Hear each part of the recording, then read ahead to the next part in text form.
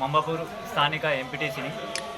గత ఒక 15 రోజుల క్రితం మా గ్రామంలో ఇసుక నడుస్తుంది అని పేపర్లో కూడా రావడం జరిగింది. మరి దానికి సంబంధించిన వివరాల ప్రకారం గ్రామంలో ఇసుక దందకు చేయూతనిచ్చింది మన ఎస్ఐ చంద్రశేఖర్ గారని తెలుసుకొని నేను కూడా తీసుకుంటాను సార్ అంటని చెప్పేసి ఆయనకు రిక్వెస్ట్ చేయడంతో నాకు కూడా సరే నీవు కూడా కొట్టుకోబోయి నాకు కూడా కొన్ని అంటని చెప్పేసి అనడం జరిగింది.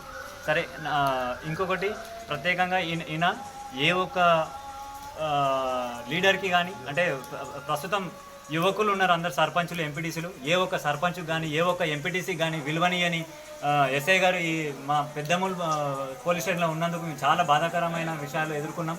మరి ఇవన్నిటికీ ఏదో ఒక దారి చూడాలంటని చెప్పేసి మేము ఏసీబీ వారిని ఆశ్రయించడం జరిగింది.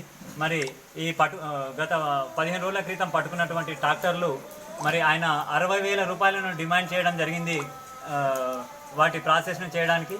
మరి దాన్ని ఉద్దేశించి నేను ఆయనతో మాట్లాడితే 60,000 రూపాయలను తప్పకుండా నాకు తెచ్చియాల్సింది ఉంది అని చెప్తే ఒక 4 రోజుల క్రితం బేరం ఆడి 50,000 ఇస్తాను సార్ అని ఒప్పుకొని 20,000 ఆ రోజు ఇచ్చి ఈరోజు 30,000 ఇవ్వడం జరిగింది. ఈ 20,000 ఇచ్చిన తర్వాత నేను ఏసీబీ వాళ్ళని ఆశ్రయించి మరి 30,000 అడుగుతున్నారు సార్, మీరు నాకు ఖచ్చితంగా న్యాయం చేయాలని అని అంటే వాళ్ళు ఇక్కడ